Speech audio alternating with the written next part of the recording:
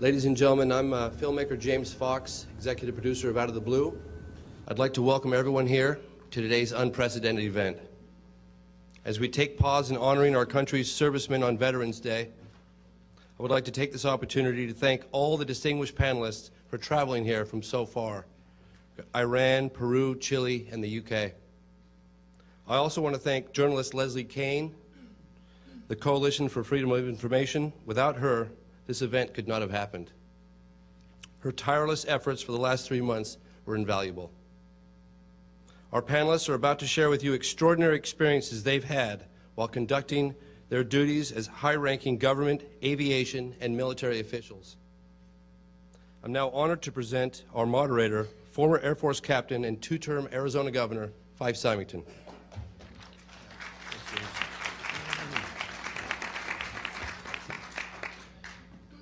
Well, I'd like to welcome you all here today, and I'd like to go over just the program with you so that you understand how it will unfold.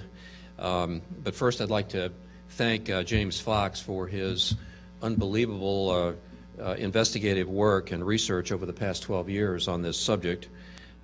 He has really provided, I think, a great public service in an arena which is met with a great deal of skepticism and I just admire his courage. And I've also very much enjoyed his production Out of the Blue. I think he's done a great job with that. But most importantly today is that he and Leslie Kean are responsible for pulling together this unique panel. I don't think there's ever been a more high-level or distinguished group, authoritative group, that has dealt with this matter in one conference. And I'm very excited to be a small part of it. I would also like to thank Leslie Kean. Again, I'd like to reiterate the fact that, as you know, she's an investigative journalist and director of the Coalition for Freedom of Information, and she has done a fabulous job in this arena and also absorbed a lot of the slings and arrows that are out there in the public arena regarding this subject. But she's done it with great fortitude and in, I think, very good taste. I will make my formal remarks after all the other gentlemen at the table here to my left and right have made their statements. But I would like to just quickly discuss the media format.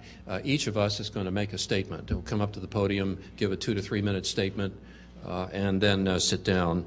We're going to roll through that part of the program so that everybody here can hear all of their testimony. After that, I'll stand back up here at the podium, and we will open this up for Q&A for credentialed members of the press. If members of the press, when you stand up and ask a question, if you would state your name and your affiliation, that would be very much appreciated. In my role as the moderator, I guess I also reserve the right to curtail a dialogue that may go on too long or something for the sake of time. We want to make sure we get to everybody and that all serious questions are answered.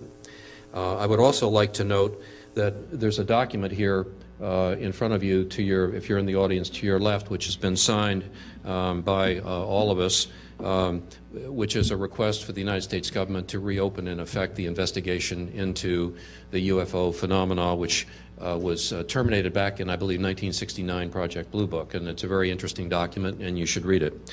Without further ado, we'll charge ahead with our first speaker, and we're on our way. Thank you.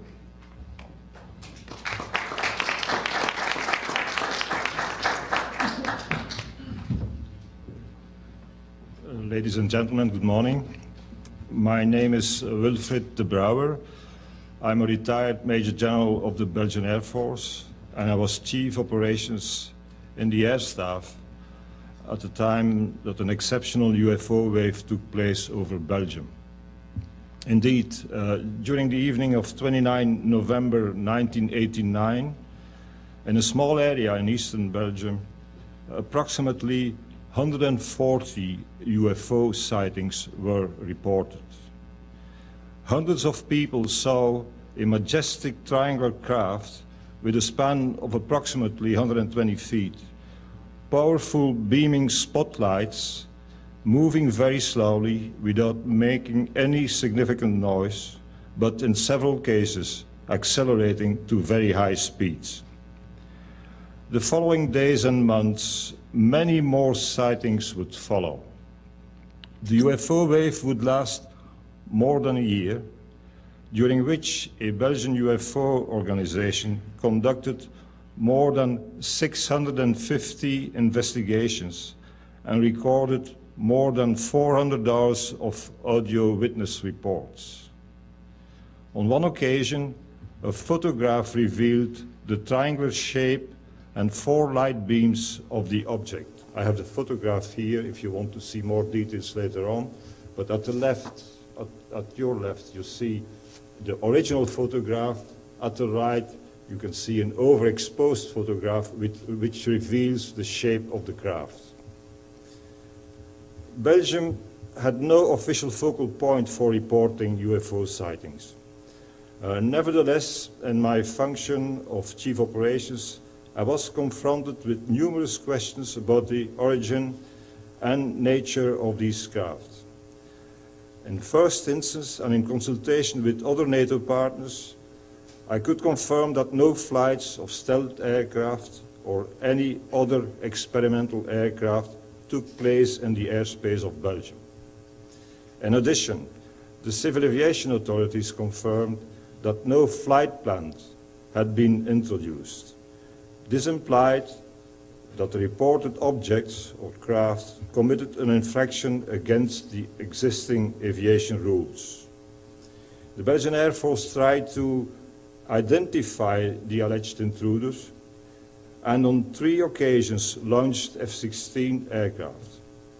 On one occasion, 2 F-16 registered rapid changes in speed and altitude which were well outside of the performance envelope of existing aircraft.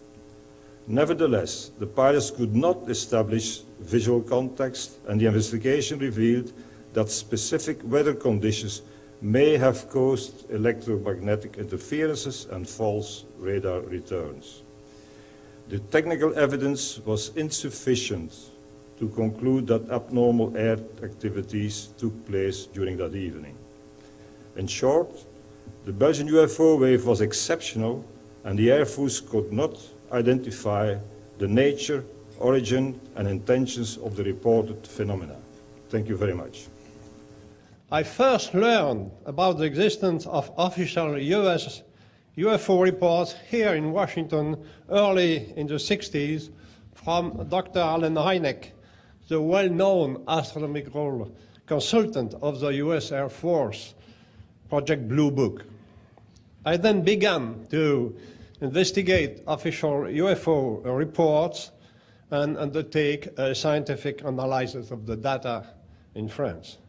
I received approval from CNES to create and direct the Japan about 15 years later, in 1977. I trained our first investigators, teaching them how to conduct official investigations into the different kinds of reports, from lights in the sky to landings with physical evidence and observation of occupants. We had an independent scientific steering committee. This committee recommended that we continue to pursue this work during the 2 years of my direction. For example, I trained our investigators and my successors on the case of Cusack, where in August